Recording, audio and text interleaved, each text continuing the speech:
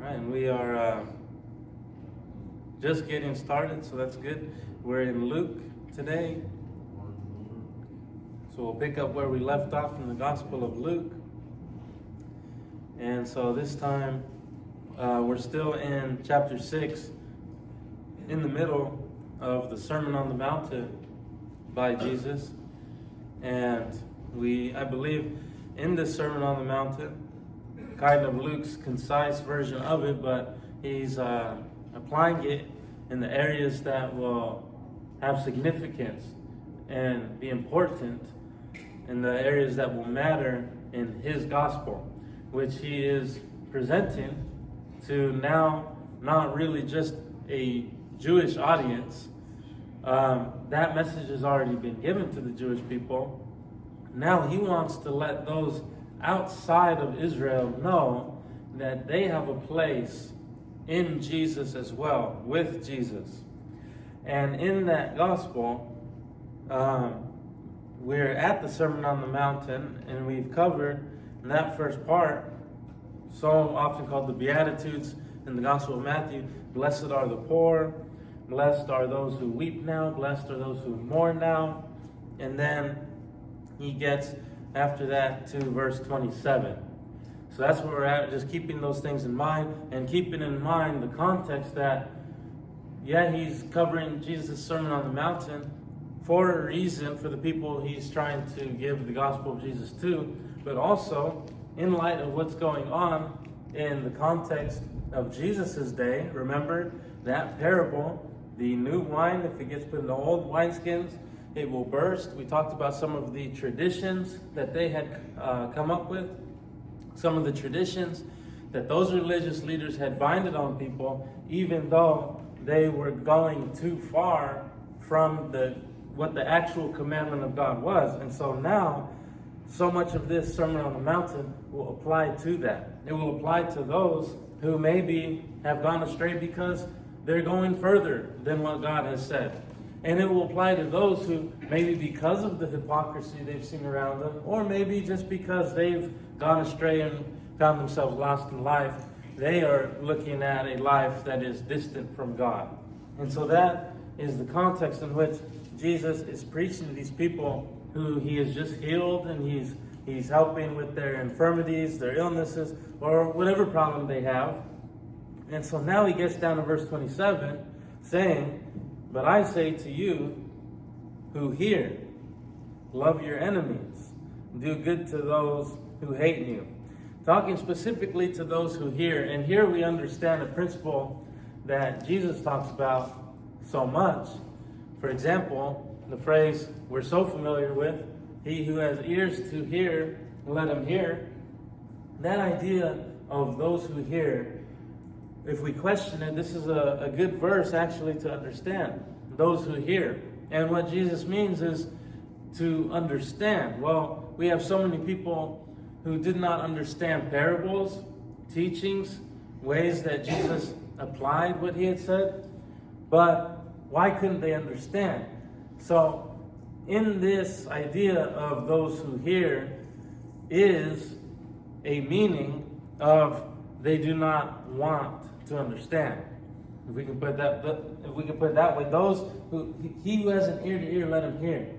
So one reason someone may have a difficult time understanding a parable, okay, maybe Jesus wants a disciple to dwell on it more, think about it, but so often there was a major group who did not understand the parables, and the reason was because they were too wrapped up in their old traditions. Exactly what we're talking about here. So when he says, to those who hear, for me to be someone who hears, it doesn't just mean I'm understanding. It means I have the open mind and the open heart that I want to understand. Regardless of what I believed before, regardless of what my traditions have been in life, in religion, in my family, it doesn't matter. I'm there at Jesus' feet to listen to his instruction. I'm there to hear what he's saying. It's like we have that phrase in English today, goes in one ear and right out the other. Well, that's what he's talking about. It can go in one ear, go out the other, But if that happens, then I haven't really heard. And so the one who hears is the person. It may be something he's never heard before. It may be against the way he understood it before. But he's going to hear it with the intention of receiving it and keeping it. So those who hear, he says, I say to you, love your enemies. Do good to those who hate you. You can see why he would start off with that, because we've heard it so often in the church. But this is not an easy teaching of Jesus at all. Well, someone says, well, love, I can understand someone can do something to me and I cannot necessarily hate them. I understand that. But this is going beyond it. I mean, when we think about God's definition of love, it's like we're studying the Gospel of John. We're seeing what God's definition of love is. Sometimes you have to study one book to see the way they're using that word. But for God so loved the world, this is what Jesus did. He offered himself. This is what the Father did. He offered his Son. You see, that doesn't change from gospel to gospel. God's love and what God means by his love, actually, that does not change from book to book. So if we're trying to emulate, follow by example, God's love, we understand what kind of love that is. And so it's not just love your enemies like this person did this thing to me and it hurts, but I don't hate them. No, it's going beyond that. I'm doing something for my enemies. It doesn't necessarily in all contexts mean service, something physical. It may mean, though, I am praying for them, like he's going to get into. I actually, in my heart, I wish good for them. See, a lot of us, we may struggle when something's done to us. We may say, no, I don't hate them. But it's like our society today throws around, which had its origin in Buddhism, karma. And you say, well, I believe in, but the idea of karma, and this may be difficult, maybe for some people listening, who maybe have always believed in karma because it's been passed around in our society so much, more so than we may realize at times. But if you think about karma, at the basis, at the foundation of what it is. I'm not talking about in Buddhism, I'm talking about when we say it in our society, the way we say it. At the foundation of it, is it not a wish, a hope for revenge? Maybe not my personal revenge, but I'm wishing something will happen. I'm hoping that this person did this to me, and when I say I believe in karma, I'm hoping that something will happen to them as payment. Well, sometimes we see someone that does something, we say, that's totally not wise, but they mean well. And so we're saying we don't agree with the action that took place, but we know their intention was good, right? So when we think about that idea, maybe the thought is God created us with a sense of justice. It's one of the great reasons we should have confidence that a God exists. Now we have a whole book that tells us the God of the Bible, he gave us the Bible, he's Christ. But when we're just talking about belief, right? What are some things, if I didn't have any book or religion, why would I believe in God? Justice in every culture. That's not to say that some cultures don't have things that we wouldn't do. They call some things right that we wouldn't call right. Maybe we call some things wrong, other people would not. But there's always been this sense of this is not fair. This is not right. And I would add to that, some of those extremes, when we talk about things like murder and things on that degree, everyone in every culture has always had some sense that those things were wrong, that those, at the very least, those were bad, those were evil in the sense of harm coming to them.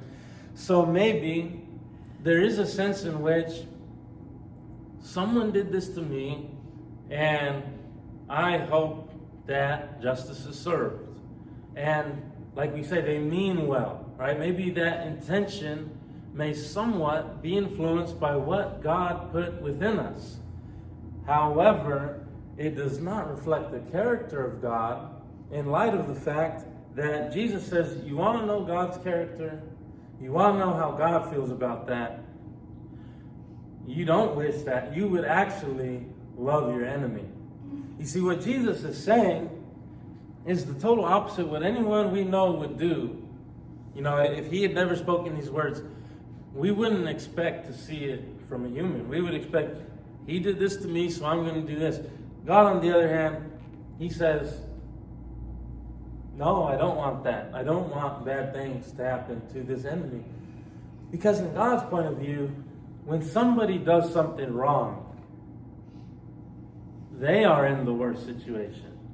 They are in the worst condition. We may say, this person did this to me, I'm hurt by it, I'm affected by it. In God's point of view, the person who sins is hurt more than the person who has not sinned. The person who's in trouble because of sin requires more compassion, more sympathy than the one who may have been offended by whatever reason in this physical life, because they're in a state that they need rescuing from spiritually. So someone says, well, what about the eternal judgment of God? But notice, God, when we look at Jesus, didn't say, they sinned, and I'm a righteous God, and I'm going to give what they deserve.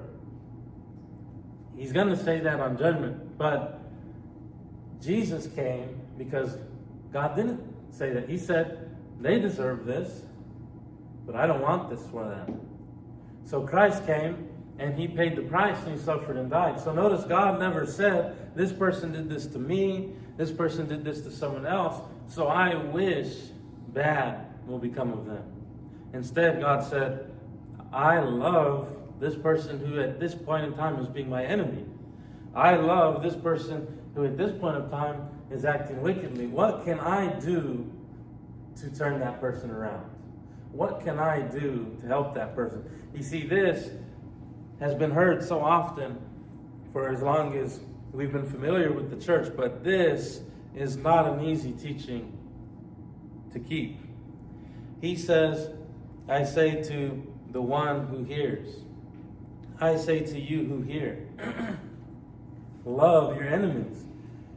And if that was any question, the next line, do good to those who hate you. So that love would drive a response to do. So as we started off this kind of section by saying, someone might think of that like, I was hurt, but I'm not going to hate the person, all inside. But Jesus doesn't leave that up to question. He says it may start inside. I don't hate the person, but actually you're loving them to where that drives you to do something for them. So now we have a picture that someone has done something evil to me. And I love them to a degree that I am now going to do something good in return to them. You see how difficult this is. Now we need to understand, I understand we want to explain these and we want to show how they're possible. I think it's important we do that when we teach them. It's important to show the reason why it's important to do these things. But I also believe, especially right here, we cannot miss out on the difficulty of each of these things that Jesus is saying. Because understanding how all of these things that Jesus is going to say are not easy to do is going to give us understanding of all of them. And you'll understand as we move along. In other words, as we go down, there's going to be some question. What does Jesus mean by this? What does this mean in this situation or that situation? And sometimes people want to explain what Jesus meant. Jesus said this, but this is what he meant. This is what Jesus specifically said, but he didn't really mean that. He meant, but understanding that every single one of these teachings are not easy, we have to understand that if we try and explain, Jesus said this, but this is what he meant, that doesn't line up with everything else in this section, because every single one of these teachings is something hard to do. It can't be explained away and say, well, he just meant this is the feeling. What Jesus said, he said. And so this gives us understanding when we understand the difficulty of what he's saying. And that's why he starts in verse 27. He says, I say to you who hear. In other words, there's some of you where you might be listening to my sermon, you might be listening to my words, but once you understand what I'm really getting at, you won't really want to hear it. You're hearing me, but you're not really hearing me. In essence is what Jesus is saying. But to those willing to hear, and take it in, he says, do good to those who hate you. Verse 28 says, bless those who curse you. Pray for those who abuse you. So we have great understanding when we slow down, and don't worry, we're not going to take 5 more minutes on each of these things. But when we just slow down and say, what does this word mean? What's the idea there? Bless those who curse you. Someone wished evil on you. And you said, I'm not just saying it to sound good or because it's what God requires. Genuinely in my heart, I want this person to be blessed. But they just cursed you. They just said this about you. They just wished the worst things could come upon you. The absolute worst. They cursed you. That's what the word means. But I genuinely want them to be blessed. Well, in all settings, that's not easy. That's difficult. Especially when someone does that in the moment. Sometimes, for example, in the Old Testament, when David was driven out of his kingdom, there was a man who was cursing him. And what it really meant is he was following David, hurling insults at him the whole way as he had the kingdom taken from him. And as he was journeying through the wilderness, this man was doing this to him. And it says, the Bible tells us there in Kings that it was a trial for David because of everything that had happened to him. It was like at his lowest. And it was his own son that schemed him out of the kingdom. And all sorts of things. It was David's absolute lowest. And this guy was disgracing him the whole way. We would say he was being cursed. And so it's a very big evil. It means like one of the worst things someone will wish upon you, even in a setting where you're at your lowest. And he says, bless those. In moments like that, look spiritually. See how hurt that person must be spiritually. We may be hurting from our emotions or what's happening to us physically, but if we're right with God, we're right with God, and we're going to be okay. But someone who's able to do that, we have compassion because they need help. If for them to do that, they really need someone to help them. And that's how we can bless them, because even though they're doing all this stuff to us, we don't want the worst thing to happen to them spiritually. We don't want them to die in that position. Things get personal in life. Tension rises. But it's like in our culture nowadays, people talk about hell and they throw it around like as an insult. And we're so used to hearing it in movies and music or whatever, but isn't that awful? Like, can you imagine actually wishing that a human being would not be saved eternally? That's like, you can't get any more hate than that, So what helps us bless those who are cursing us is to see they're the ones who are really, they need some serious assistance. They need some serious compassion, because I genuinely hope something turns around for them, because I don't want them to die in this condition. So all of these are difficult, but someone who's cursing me, I want blessing for them. I want something to change for them and for God to reach them, and I want them to be blessed.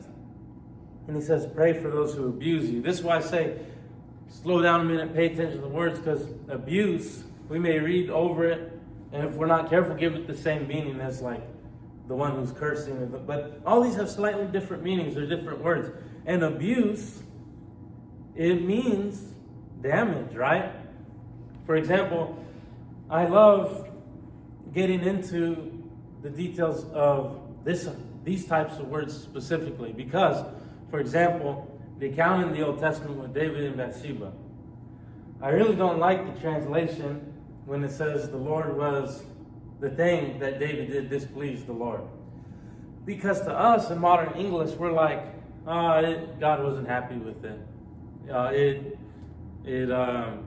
God didn't like it. That's the picture we get when we read it. And that's not the word.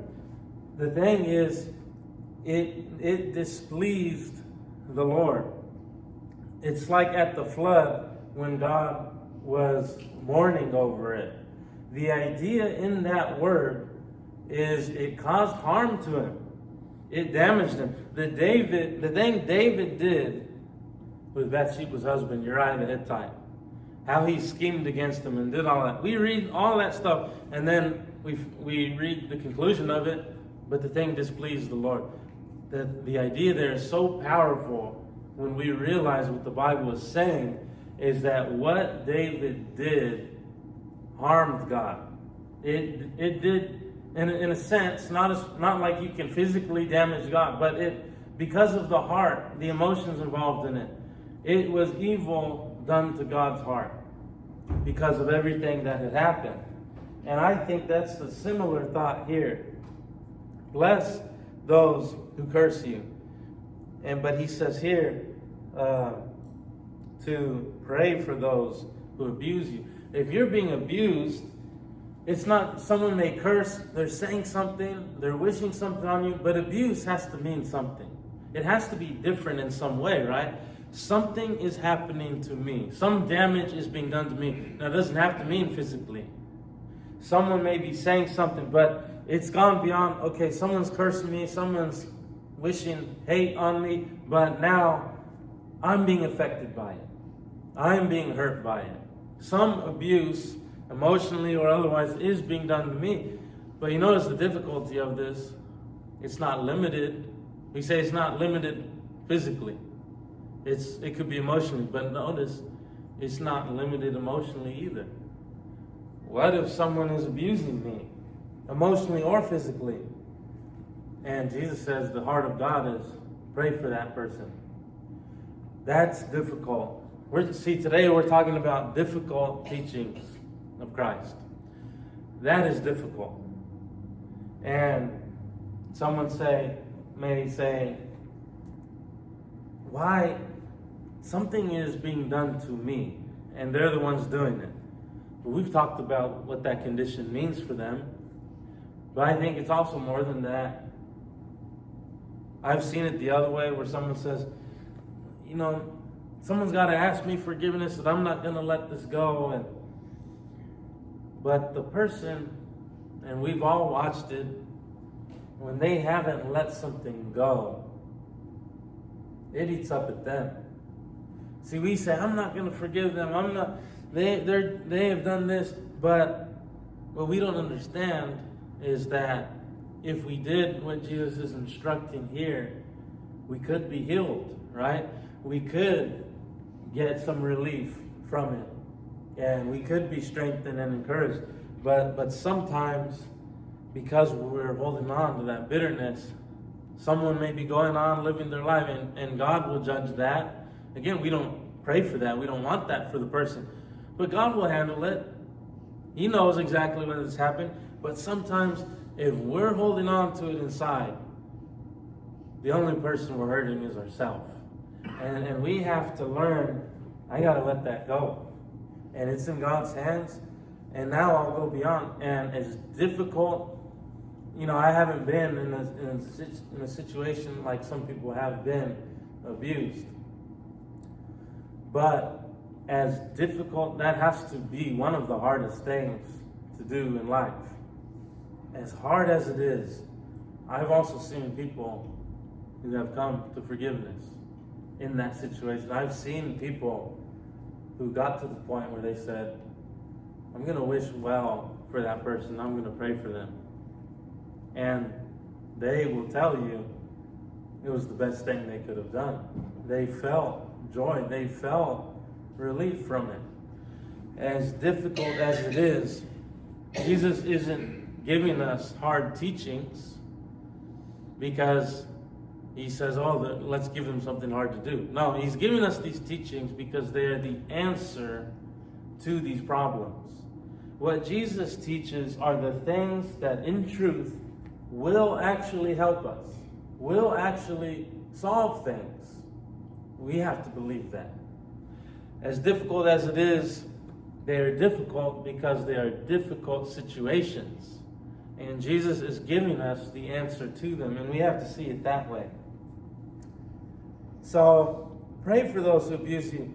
Now here's probably, as difficult as those ones were, this is probably the more controversial one throughout history, right? Verse 29, to one who strikes you on the cheek, offer the other also.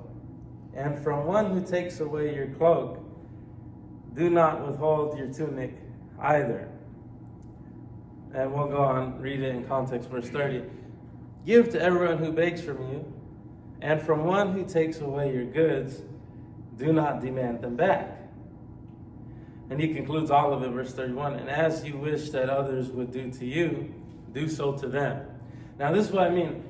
With the other verses, this is what Jesus meant. Right? When we read verse 27, verse 27, love your enemies, do good to those who hate you. You say, Jesus said what he said. Verse 28, bless those who curse you. Yep, he said what he said. Pray for those who abuse you. He said what he said. But then all of a sudden we get to verse 29, to the one who strikes you on the cheek, offer the other also. We say, this is what Jesus meant, right? And often I've heard in life, where I've come from, this is how we did it. And back how I was raised, this is how I've heard that, all over the place.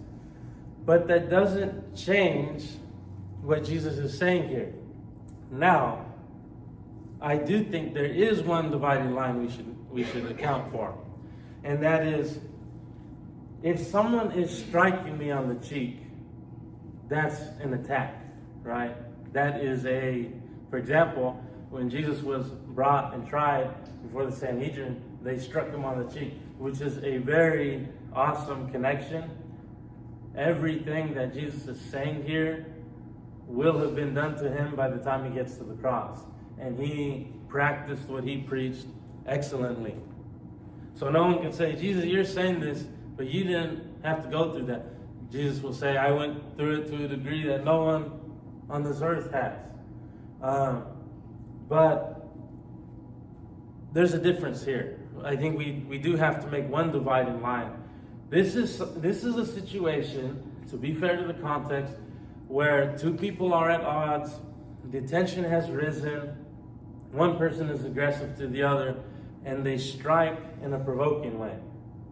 Now, I think not to try and do, as some have done, explain what Jesus meant, but to be fair to the context, there is a difference between someone striking me out of the tension of that and they're rushing me, trying to take my life or kill me or damage me. There is a difference there, okay?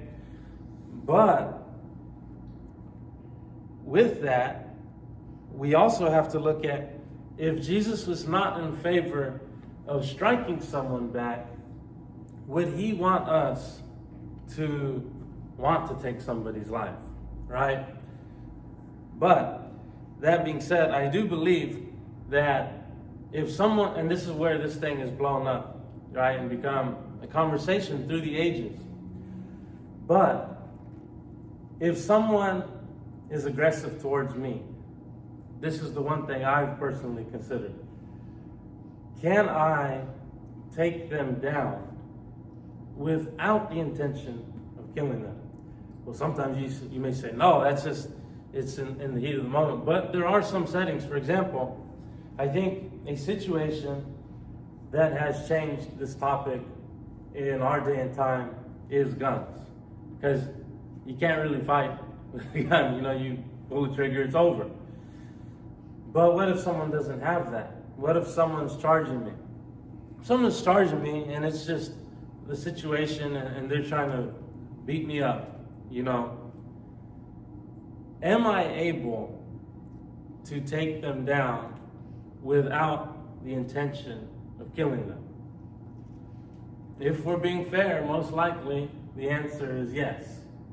If someone is trying to be violent to me, I can probably defend myself without killing them. If they have a weapon, different story. I think that's a different topic.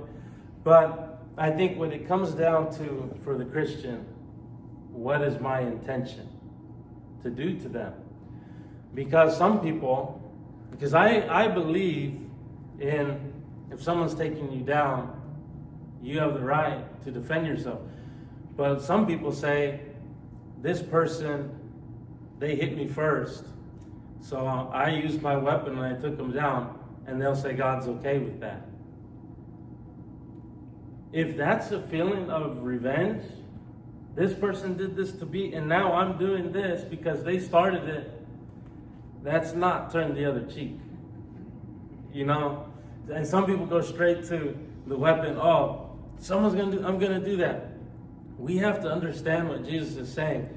So I believe when we take what he's saying here, if it's someone has gotten mad at me for some reason, and they've striked me, now the ball's in my court. I gotta follow what Jesus said, right? I gotta follow what he said. If they're threatening my life, it changes. But it depends on the context, right? Is my intention to kill them? Now, this could be a whole conversation when it comes to intruding in people's homes and all. We're not going to go there today. But the fact is, what he's talking about is, what do I do when someone hits me?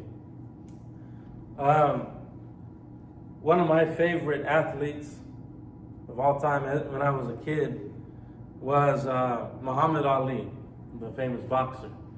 And he existed, when he was boxing, I wasn't even born yet, But I would go back, I want to watch all his fights on YouTube, whichever ones were available.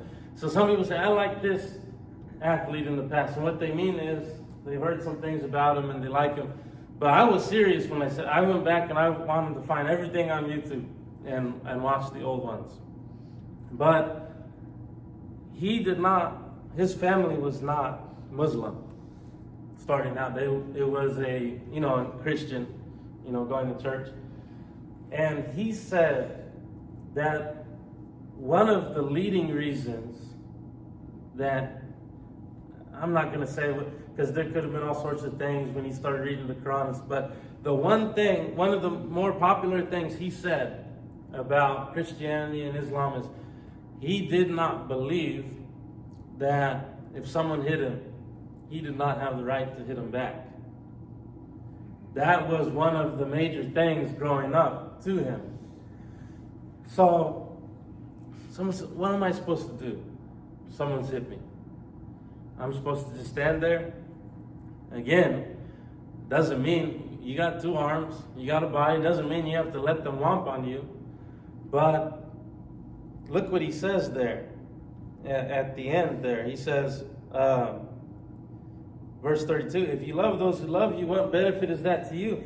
For even sinners love those who love them. And if you do good to those who do good to you, what benefit is that to you? For even sinners do the same. See, the concept is something should look different with the Christian.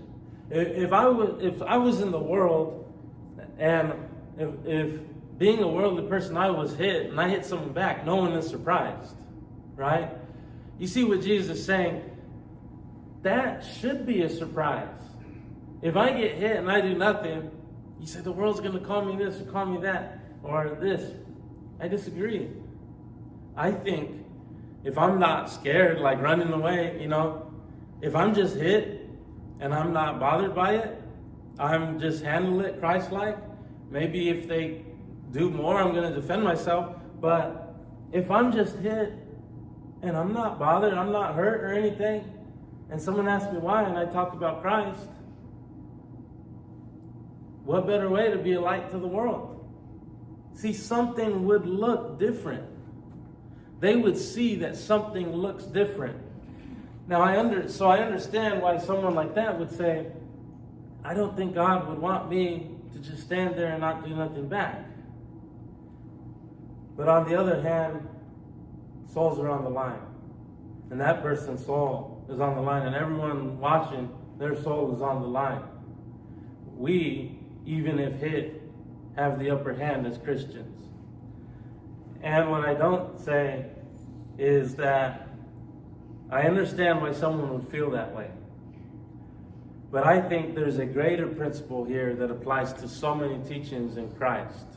Sometimes when Jesus says something, sometimes he's been figurative, sometimes he's using a parable, sometimes he's using a figure of speech.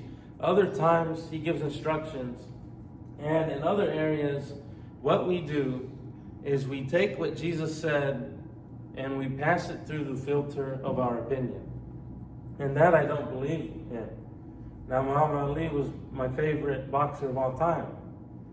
But we don't arrive at truth by saying, I know what the truth is because Jesus said this, God said this, but I kind of think this way. No, sometimes we have to say, let's be honest, what did Jesus say? And as difficult as it is, everything here is difficult. Praying for your enemies, blessing those who curse you. He's in that same text, what people don't talk about is if someone takes your tunic, give your cloak also.